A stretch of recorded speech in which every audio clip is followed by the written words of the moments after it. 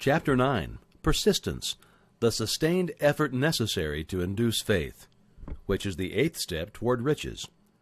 Persistence is an essential factor in the procedure of transmuting desire into its monetary equivalent. The basis of persistence is the power of will. Willpower and desire, when properly combined, make an irresistible pair. Men who accumulate great fortunes are generally known as cold-blooded and sometimes ruthless. Often they're misunderstood. What they have is willpower, which they mix with persistence and place back of their desires to ensure the attainment of their objective. Henry Ford has been generally misunderstood to be ruthless and cold-blooded. This misconception grew out of Ford's habit of following through in all of his plans with persistence. The majority of people are ready to throw their aims and purposes overboard and give up at the first sign of opposition or misfortune. A few carry on despite all opposition until they attain their goal. These few are the Fords, the Carnegies, Rockefellers, and Edisons. There may be no heroic connotation to the word persistence, but the quality is to the character of man what carbon is to steel. The building of fortune generally involves the application of the entire 13 factors of this philosophy. These principles must be understood. They must be applied with persistence by all who accumulate money.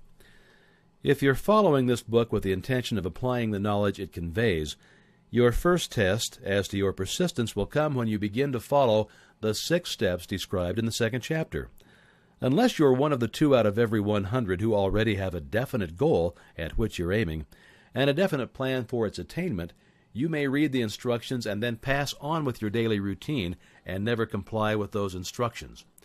The author is checking up on you at this point because lack of persistence is one of the major causes of failure. Moreover, experience with thousands of people has proven that lack of persistence is a weakness common to the majority of men. It's a weakness which may be overcome by effort. The ease with which lack of persistence may be conquered will depend entirely upon the intensity of one's desire. The starting point of all achievement is desire. Keep this constantly in mind. Weak desires bring weak results, just as small amounts of fire make small amounts of heat. If you find yourself lacking in persistence, this weakness may be remedied by building a stronger fire under your desires. Continue to read through to the end, then go back to Chapter 2 and start immediately to carry out the instructions given in connection with the 6 steps. The eagerness with which you follow these instructions will indicate clearly how much or how little you really desire to accumulate money. If you find that you're indifferent, you may be sure that you've not yet acquired the money consciousness which you must possess before you can be sure of accumulating a fortune. Fortunes gravitate to men whose minds have been prepared to attract them, just as surely as water gravitates to the ocean. In this book may be found all of the stimuli necessary to attune any normal mind to the vibrations which will attract the object of one's desires. If you find you're weak in persistence, center your attention upon the instructions contained in the chapter on power. Surround yourself with a master mind group, and through the cooperative efforts of the members of this group, you can develop persistence. You will find additional instructions for the development of persistence in the chapters on autosuggestion and the subconscious mind. Follow the instructions outlined in these chapters until your habit nature hands over to your subconscious mind a clear picture of the object of your desire. From that point on, you'll not be handicapped by lack of persistence. Your subconscious mind works continuously while you're awake and while you are asleep. Spasmodic or occasional effort to apply the rules will be of no value to you. To get results, you must apply all of the rules until their application becomes a fixed habit with you. In no other way can you develop the necessary money consciousness. Poverty is attracted to the one whose mind is favorable to it, as money is attracted to him whose mind has been deliberately prepared to attract it, and through the same laws, poverty consciousness will voluntarily seize the mind which is not occupied with the money consciousness. A poverty consciousness develops without conscious application of habits favorable to it. The money consciousness must be created to order unless one is born with such a consciousness. Catch the full significance of the statements in the preceding paragraph, and you'll understand the importance of persistence in the accumulation of a fortune. Without persistence, you'll be defeated even before you start. With persistence, you will win. If you've ever experienced a nightmare, you'll realize the value of persistence. You're lying in bed, half awake, with a feeling that you're about to smother. You are unable to turn over or to move a muscle. You realize that you must begin to regain control over your muscles. Through persistent effort of willpower, you finally manage to move the fingers of one hand. By continuing to move your fingers, you extend your control to the muscles of one arm until you can lift it. Then you gain control of the other arm in the same manner. You finally gain control over the muscles of one leg and then extend it to the other leg. Then, with one supreme effort of will, you regain complete control over your muscular system and snap out of your nightmare. The trick has been turned step by step. You may find it necessary to snap out of your mental inertia through a similar procedure, moving slowly at first, and then increasing your speed until you gain complete control over your will. Be persistent, no matter how slowly you may at first have to move. With persistence will come success. If you select your mastermind group with care, you'll have in it at least one person who will aid you in the development of persistence. Some men who have accumulated great fortunes did so because of necessity. They developed the habit of persistence because they were so closely driven by circumstances that they had to become persistent. There is no substitute for persistence. It cannot be supplanted by any other quality. Remember this, and it will hearten you in the beginning when the going may seem difficult and slow. Those who have cultivated the habit of persistence seem to enjoy insurance against failure. No matter how many times they are defeated, they finally arrive up toward the top of the ladder. Sometimes it appears that there is a hidden guide whose duty is to test men through all sorts of discouraging experiences. Those who pick themselves up after defeat and keep on trying arrive, and the world cries, "Bravo! I knew you could do it!" The hidden guide lets no one enjoy great achievement without passing the persistence test. Those who can't take it simply don't make the grade. Those who can take it are bountifully rewarded for their persistence. They receive as their compensation whatever goal they're pursuing. That's not all. They receive something infinitely more important than material compensation, the knowledge that every failure brings with it the seed of an equivalent advantage. There are exceptions to this rule. A few people know from experience the soundness of persistence. They are the ones who have not accepted defeat as being anything more than temporary. They're the ones whose desires are so persistently applied that defeat is finally changed into victory. We who stand on the sidelines of life see the overwhelmingly large number who go down in defeat, never to rise again. We see the few who take the punishment of defeat as an urge to greater effort. These fortunately never learn to accept life's reverse gear. But what we do not see, what most of us never suspect of existing, is the silent but irresistible power which comes to the rescue of those who fight in the face of discouragement. If we speak of this power at all, we call it persistence, and we let it go at that. One thing we all know, if one does not possess persistence, one does not achieve noteworthy success in any calling. As these lines are being written, I look up from my work and see before me, less than a block away, the great mysterious Broadway, the graveyard of dead hopes, and the front porch of opportunity. From all over the world, people have come to Broadway seeking fame, fortune, power, love, or whatever it is that human beings call success. Once in a great while, someone steps out from the long procession of seekers, and the world hears that another person has mastered Broadway. But Broadway is not easily nor quickly conquered. She acknowledges talent, recognizes genius, pays off in money, only after one has refused to quit. Then we know he has discovered the secret of how to conquer Broadway. The secret is always inseparably attached to one word: persistence. The secret is told in the struggle of Fannie Hurst, whose persistence conquered the Great White Way. She came to New York in 1915 to convert writing into riches.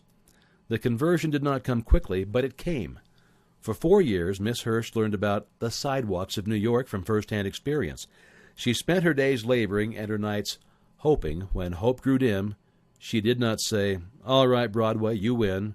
She said, "Very well, Broadway, you may whip some, but not me. I'm going to force you to give up." One publisher, the Saturday Evening Post, sent her 36 rejection slips before she broke the ice and got a story across. The average writer, like the average in other walks of life, would have given up the job when the first rejection slip came. She pounded the pavements for 4 years to the tune of the publisher's "No," because she was determined to win. Then came the payoff.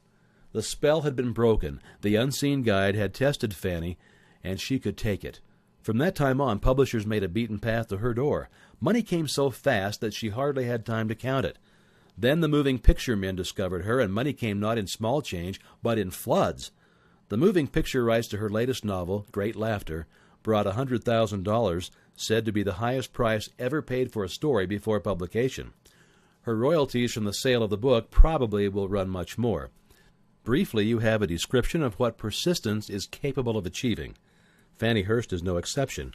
Wherever men and women accumulate great riches, you may be sure they first acquired persistence.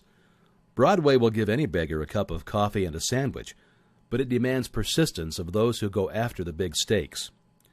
Kate Smith will say amen when she reads this. For years she sang without money and without price before any microphone she could reach. Broadway said to her, "Come and get it, if you can take it."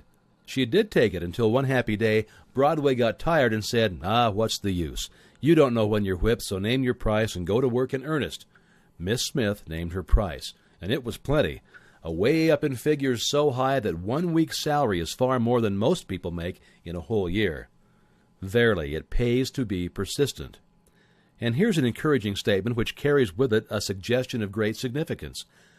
Thousands of singers who excel like Kate Smith are walking up and down Broadway looking for a break without success. Countless others have come and gone. Many of them sang well enough, but they failed to make the grade because they lacked the courage to keep on keeping on, until Broadway became tired of turning them away. Persistence is a state of mind, therefore it can be cultivated. Like all states of mind, persistence is based upon definite causes, among them these: definiteness of purpose. Knowing what one wants is the first and perhaps the most important step toward the development of persistence. A strong motive forces one to surmount many difficulties. Desire. It is comparatively easy to acquire and to maintain persistence in pursuing the object of intense desire. Self-reliance. Believe in one's ability to carry out a plan encourages one to follow the plan through with persistence. Self-reliance can be developed through the principle described in the chapter on autosuggestion.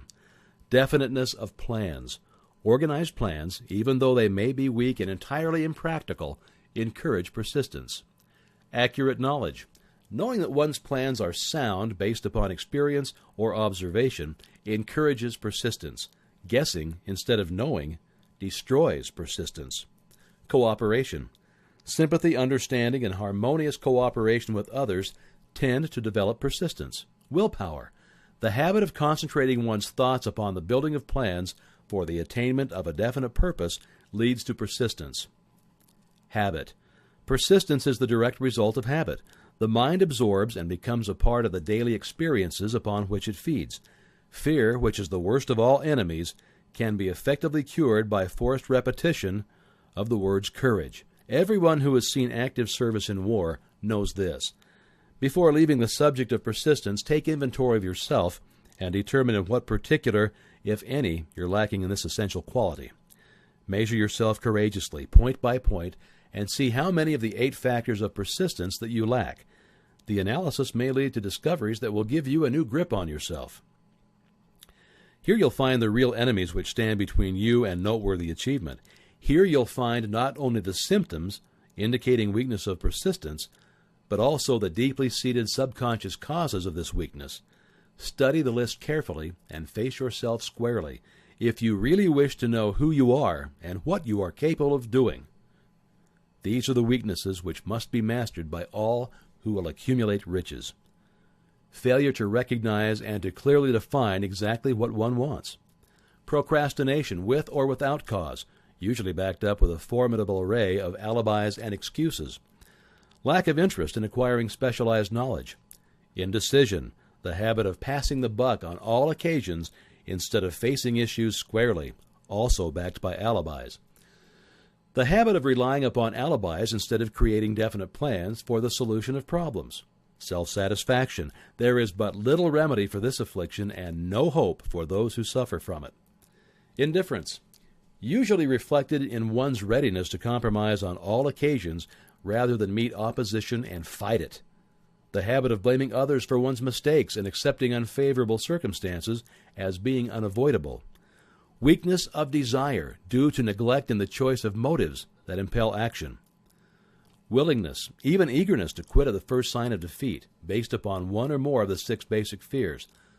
Lack of organized plans, placed in writing where they may be analyzed. The habit of neglecting to move on ideas or to grasp opportunity when it presents itself. Wishing instead of willing. The habit of compromising with poverty instead of aiming at riches. General absence of ambition to be, to do, and to own. Searching for all of the shortcuts to riches, trying to get without giving, a fair equivalent, usually reflected in the habit of gambling, endeavoring to drive sharp bargains. Fear of criticism, failure to create plans and to put them into action because of what other people will think, do, or say. This enemy belongs at the head of the list because it generally exists in one's subconscious mind where its presence is not recognized. See the 6 basic fears in a later chapter. Let's examine some of the symptoms of the fear of criticism. The majority of people permit relatives, friends, and the public at large to so influence them that they can't live their own lives because they fear criticism.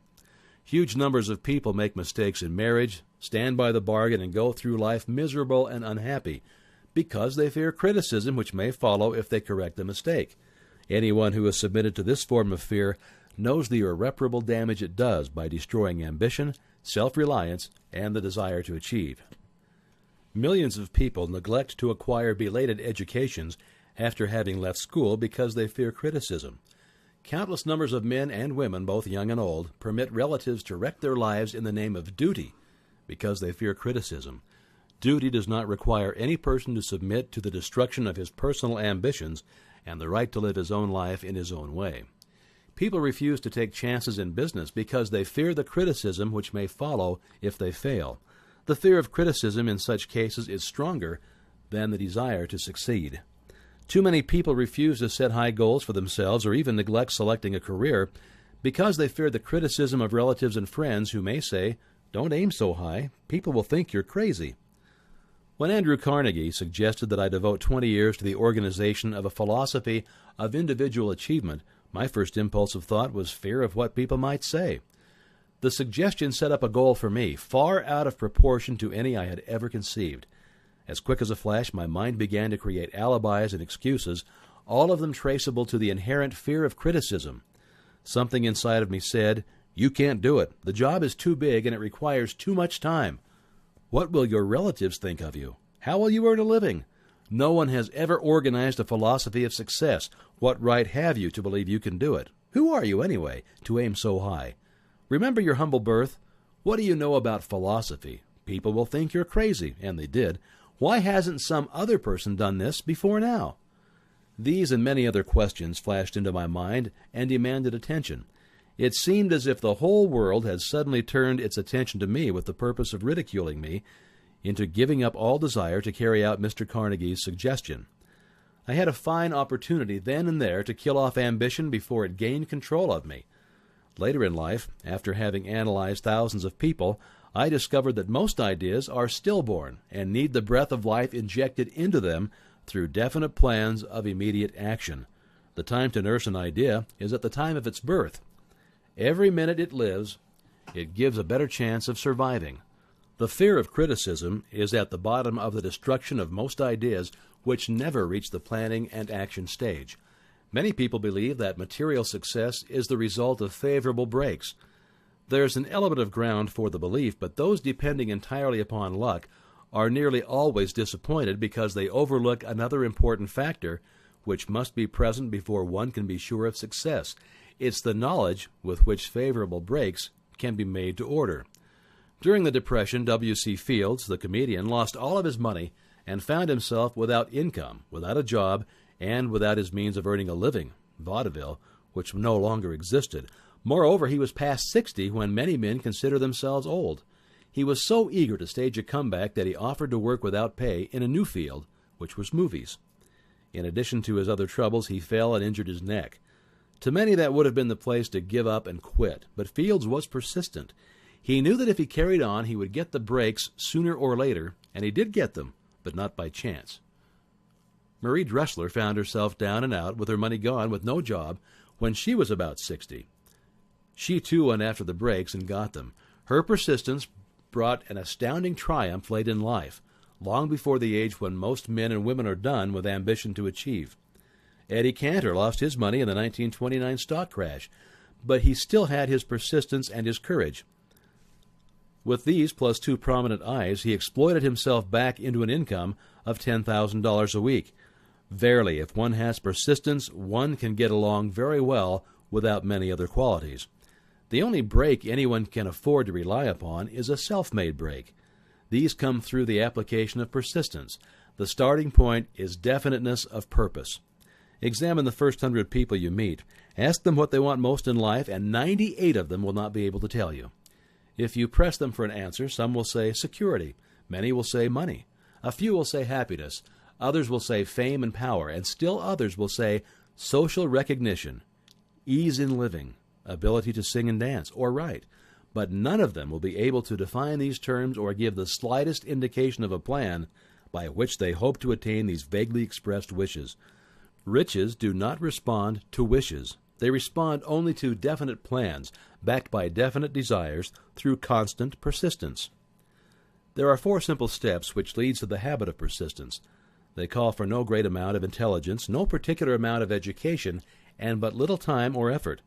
The necessary steps are: a definite purpose backed by burning desire for its fulfillment, a definite plan expressed in continuous action, a mind closed tightly against all negative and discouraging influences, including negative suggestions of relatives, friends, and acquaintances, a friendly alliance with one or more persons who will encourage one to follow through with both plan and purpose.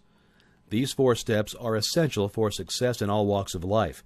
The entire purpose of the 13 principles of this philosophy is to enable one to take these 4 steps as a matter of habit. These are the steps by which one may control one's economic destiny. They're the steps that lead to freedom and independence of thought. They're the steps that lead to riches in small or great quantities.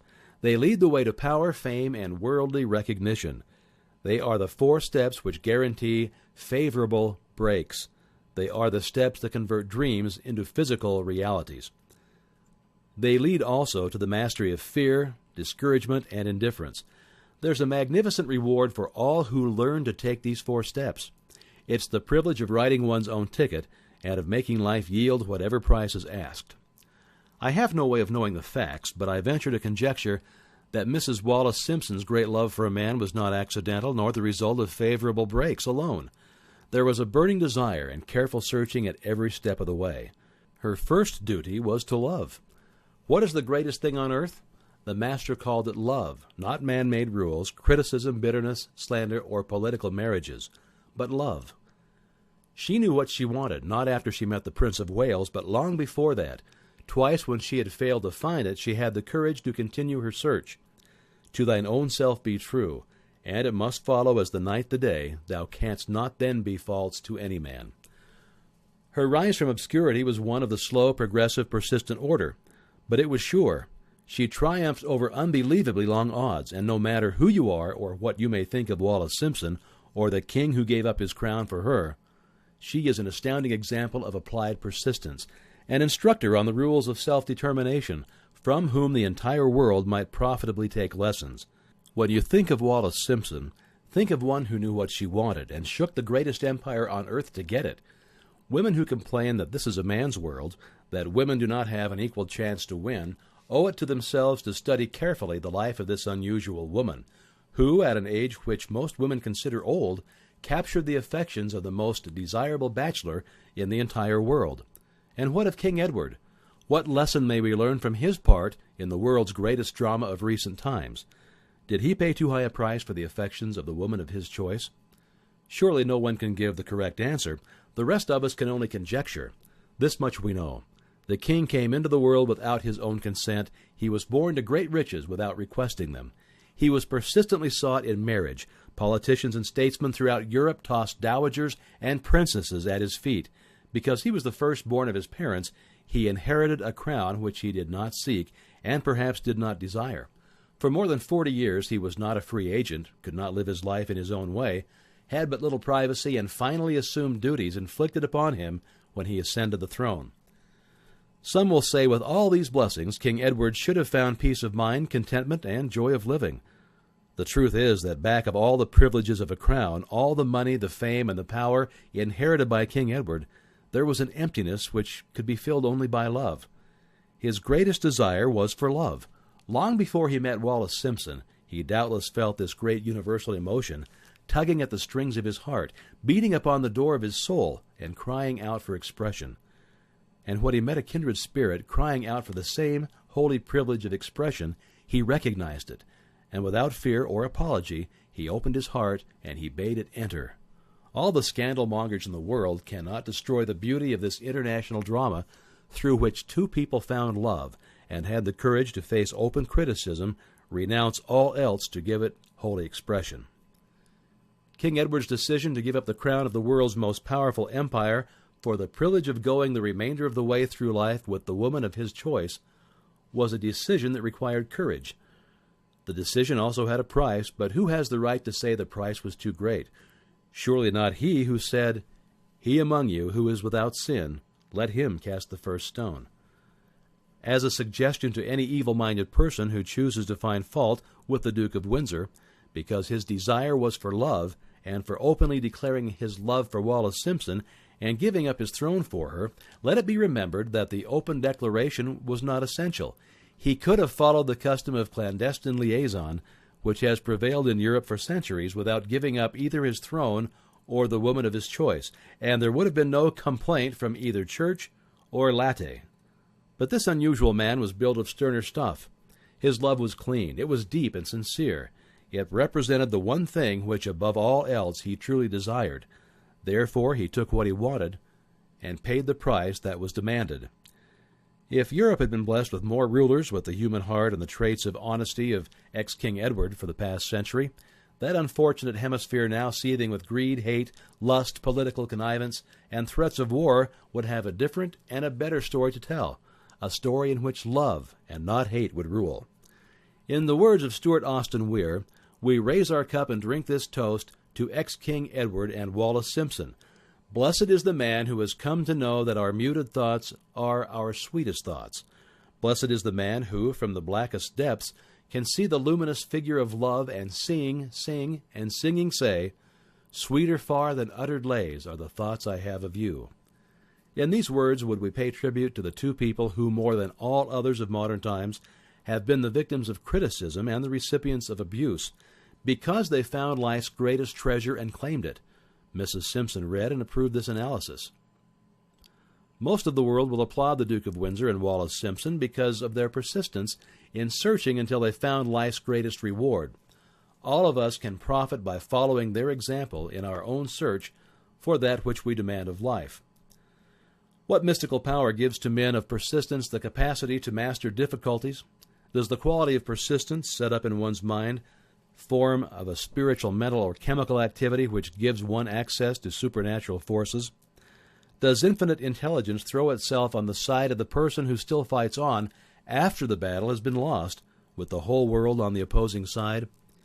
These and many other similar questions have arisen in my mind as I've observed men like Henry Ford, who started at scratch and built an industrial empire of huge proportions, with little else in the way of a beginning but persistence.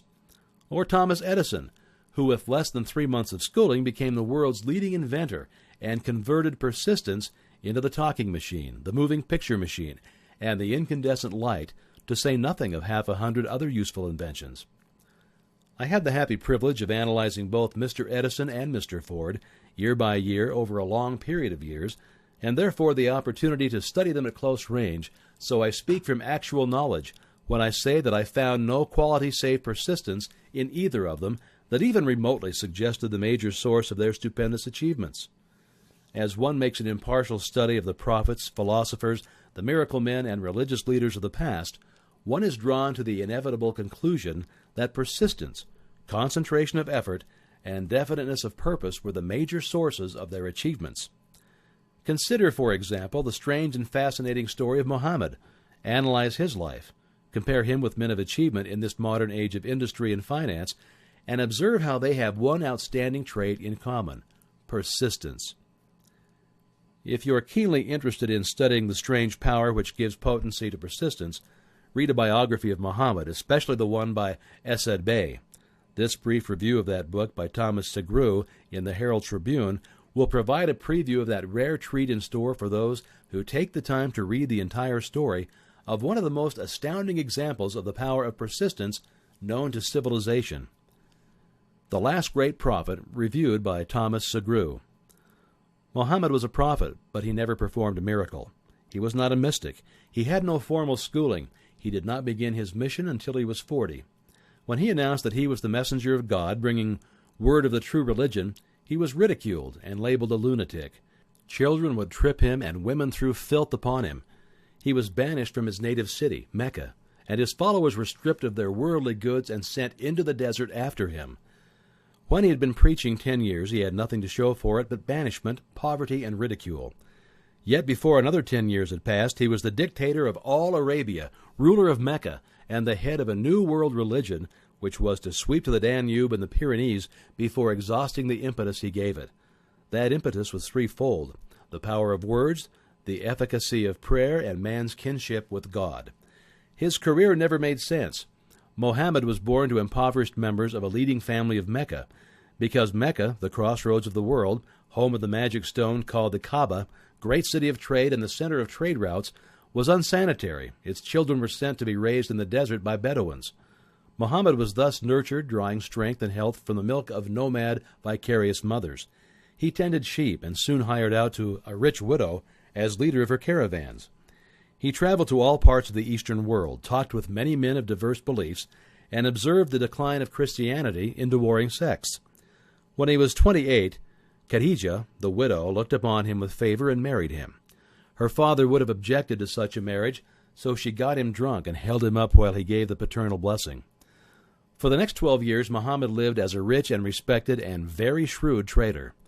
Then he took to wandering in the desert, and one day he returned with the first verse of the Quran, and told Khadijah that the archangel Gabriel had appeared to him and said that he was to be the messenger of God.